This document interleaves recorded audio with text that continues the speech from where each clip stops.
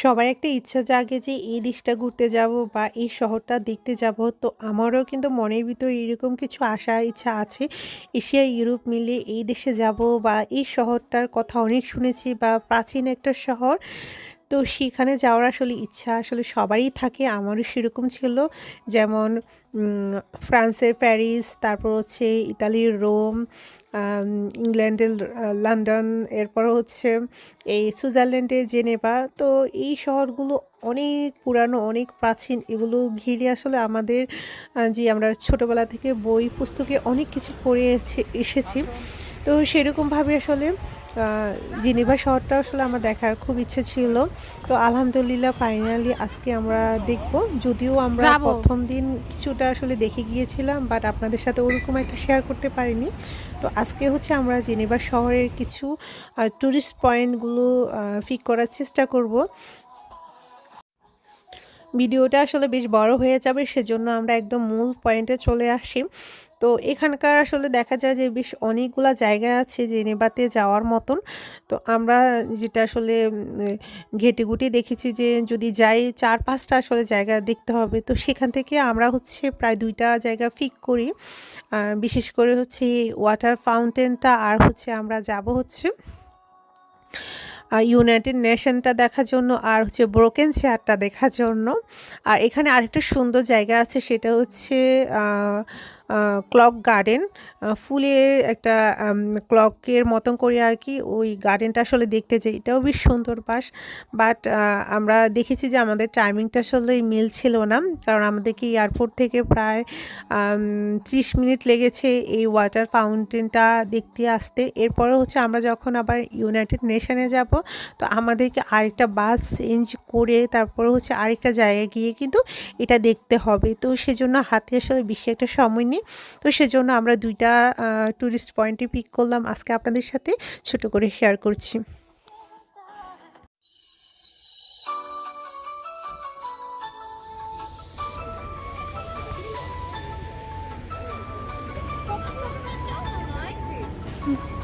না চকলেট নাই আচ্ছা স্বাধীন এখানে দাঁড়াও, জেলা তো নিয়ে একটা সুন্দর ছবি উঠে দিই। পানি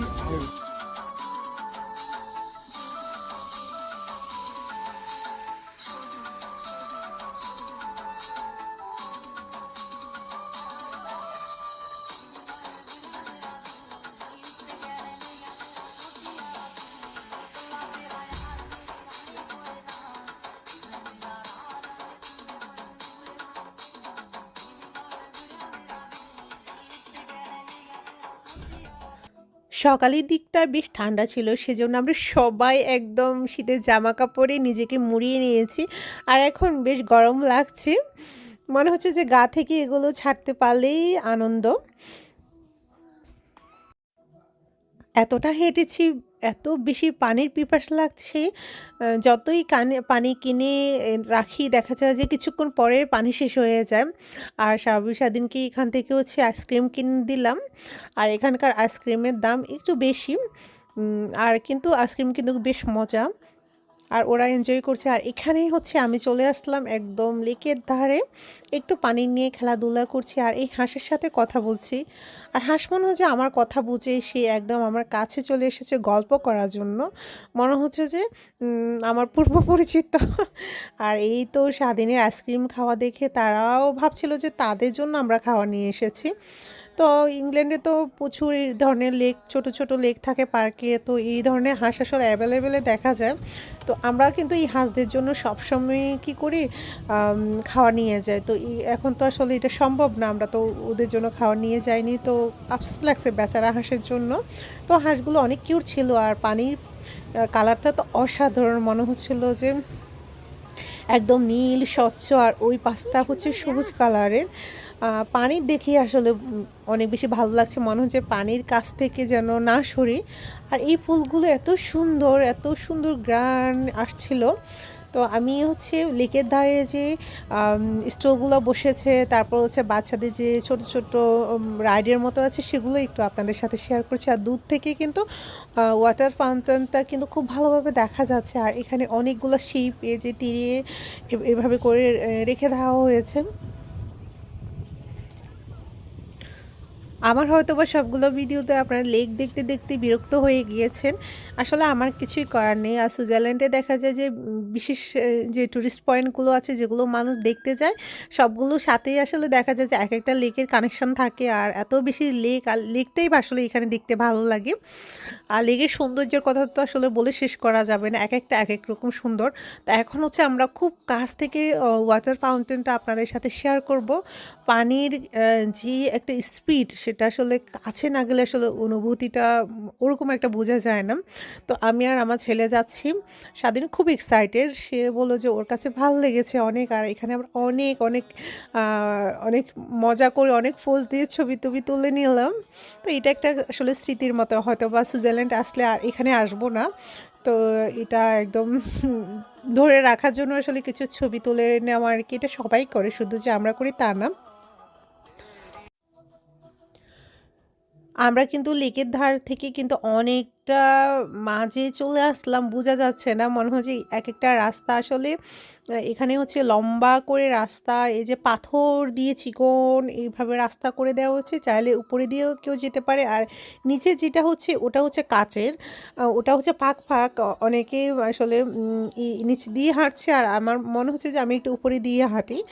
তো আসলে দুটার ২ ধরনের ফিলিংস ভাল লাগছে আসলে। আর একটু সাবধানে আসলে নিচে হাঁটতে হলে সাবধানে যেতে হবে। কারণ আমি যে রাস্তা দিয়ে এখন হাঁটছি, যে কাঠের যে সাঁকোর মতো যে রাস্তাটা ওটা অনেকটা ফাঁক, ফাঁক। অনেকে আসলে টেলিফোন নিয়ে দেখা যায় যে একটু অসাবধানতা বশে যদি হাত থেকে পড়ে যায় তাহলে আর এনি চান্স আসলে নেওয়ার কোনো চান্সই নেই। এটা একদম লেকের পানিতে এই আরকি। তো এটা নিয়ে আসলে আমার হাসব্যান্ড মজা করছিল। বলল যে, "তুমি সাবধানে এই যে এখানে যেহেতু যাচ্ছ, ফোনটা সাবধানে ক্যারি করো।" তো আমিও সেই সাবধানতা অবলম্বন করে একদম খুব কাছে চলে আসলাম। দেখুন পানির কি শব্দ আর এত উঁচুভাবে আসলে কিভাবে সম্ভব আমি বুঝি না। এটা হচ্ছে এত, এত বছর পর্যন্ত কিভাবে আসলে সম্ভব? আমি অবাক হয়ে যাই। কিছু, কিছু জিনিস আসলে দেখা যায় যে মানুষের তৈরি, বাট এগুলো আম এত সুন্দর মনে হচ্ছে এটা ন্যাচারাল ওয়েতে আসলে তৈরি। এটা আসলে মানুষকে আকর্ষণ করে। আর এখন হচ্ছে স্বাধীনবাবু হাঁটছি চলো। এই যে একদম আমরা যে পাথরের যে রাস্তাটা আছে ওটা ধরে একদম ওখানে হচ্ছে একটা পাঁচিলের মতন ছোট্ট একটা কি যেন দেখা যাচ্ছে, দূর থেকে সুন্দর লাগছে। তো আমরা একদম ওই জায়গাতে যাব। এই যে দূর থেকে কিন্তু বেশ সুন্দর লাগছিল। তো আমরা একদম ওই কর্নারে গিয়ে কিছু এখানে ছবি-টবি তুলবো আর হচ্ছে কিছু ভিডিও শুটও করছি আপনাদের জন্য। আমার কাছে এই জায়গাটা অনেক ভালো লেগেছে। তার এখানে হচ্ছে সিঁড়িও আছে। এই সিঁড়ি দিয়ে একদম নিচে নামা যায়। তো স্বাধীন বলল যে, "মামা তুমি একটু যাও। আমি একটু ভয় পাচ্ছি। যদি আমি নিচে পড়ে যাই কে আমাকে রক্ষা করবে?" পরে বললাম যে, "একটুখানি আসলে রিস্ক নেওয়া যায়।" তো আমি এই তো সিঁড়ি দিয়ে একটু নিচে নামলাম। এটা হচ্ছে আ জেনেভা লেক। দেখে মনে হচ্ছে সমুদ্রের মতো সিঁড়িতে যাও বিশাল মাম্মা। বড়। আর পানিগুলো আমার কাছে বেশ ভালো লেগেছে। এত সুন্দর স্বচ্ছ পানি। না ফুটবে না। পানির নিচে মানে কি আছে পুরাটা ট্রাস্ট মি। পরিষ্কার স্বচ্ছভাবে দেখা যায়। তবে আমি একটু পানি মুখে দিয়ে দেখেছি অনেকটা লবণাক্ত। এই পানি আসলে খাওয়া যাবে না। ওকে আসো হয়তোবা চলো। দূর থেকে সুন্দর আরকি, বাট এগুলো খাওয়া যাবে না বা ছোঁয়া যাবে এরকম।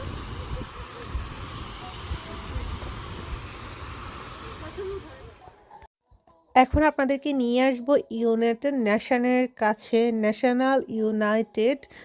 এটা দেখতে আসলে সবাই আসে জেনেভাতে। আর এখানে সবাই দাঁড়িয়ে অনেকটা সময় ধরে ছবি তোলে। আমরা ছবি তোলার জন্য হচ্ছে প্রায় ১০ মিনিটের মতো ওয়েট করেছিলাম লম্বা কিউতে। এরপরে সুযোগ পেলাম। তো সবাই আ ছবি-টবি তুলছে, আমরাও তুলছি। আর এই যে ব্রোকেন চেয়ার এটারও একটা স্টোরি আছে। এই ব্রোকেন চেয়ারটার যদি আমি ওইটার কথা যদি বলি, আমি যতটুকু শুনেছি এটা হচ্ছে সুইস আম একজন শিল্পী ডানিয়েল সম্ভবত উনি এটা করেছে। এটার পিছনে অনেক গল্প আছে। তো সেই অবধি না যাই। এটার ওয়েট হচ্ছে প্রায় ৫.৫ টনের মতন। আর এটা হচ্ছে ১২ মিটার মনে হয় সেন্টিমিটার উচ্চতা আরকি। আর দেখতে মনে হচ্ছিল যে অনেক ছোট, বাট এটা বিশাল বড়। অনেক দূর থেকে আসলে দেখা যায়। এই ব্রোকেন চেয়ারটা হচ্ছে একদম ইউনাইটেড নেশনের সাথে। তো জেনেভাতে আসলে আসলে মানুষ আ যে কয়টা আসলে জায়গায় যায়, সেই কয়টার ভিতরে হচ্ছে ওয়াটার ফাউন্টেন, যেটা একটু আগে আপনারা দেখেছেন। আর এই তো ব্রোকেন চেয়ারটা দেখতে আসে আর ইউনাইটেড নেশনের সামনে থেকেই আসলে ঘুরে যায়। দেখুন কত দেশের পতাকা এখানে। এরপর হচ্ছে আ ক্ল আ ক্লক গার্ডেন আছে খুবই সুন্দর। মানে গার্ডেনটাও অনেকটা ক্লকের মতন ফুলের আরকি, ওটা দেখতে যাই। বাট আমাদের হাতে সময় নেই। আমরা আসলে আজকে শুধুমাত্র এই যে ইউনাইটেড নেশন আর হচ্ছে এই ব্রোকেন চেয়ারটা আর হচ্ছে ওয়াটার ফাউন্টেনটা দেখে চলে যাব। এটা আসলে মেইন আ উম আকর্ষণ আরকি। সবাই আমি যতটুকু দেখেছি এগুলোই দেখার জন্য আসে। তো আলহামদুলিল্লাহ আমরা অনেক হ্যাপি। আমরা যেভাবে প্ল্যান করেছি সুইজারল্যান্ডে আসার কি দেখব মোটামুটি আ আমাদের প্ল্যান অনুসারে আসলে আমরা সব জায়গায় ঘুরতে পেরেছি খুব অল্প সময়ের ভিতরে। বাট আমরা খুব সুন্দরভাবে কাভার করেছি। আর এটা হচ্ছে ইউনাইটেড নেশনের পাশে। আমরা ভিতরে যেতে চেয়েছিলাম বাট ওরা বলল যে আমরা যেই সময়টাতে এসেছি প্রায় বিকেলের সময়, এর সময় বন্ধ হয়ে গিয়েছিল। তো আমরা আসলে ভেতরে আর যেতে পারিনি। বাইরে থেকে কিছুটা ছবি তুলে ভিডিও করে চলে আসি। এ হচ্ছে আমাদের সুইজারল্যান্ডের একদম লাস্ট ব্লগ। মানে আমি আর ভিডিও অন করিনি। একদম আমরা সোজা এখান থেকে হচ্ছে এয়ারপোর্টে চলে যাব পাবলিক ট্রান্সপোর্টে করে।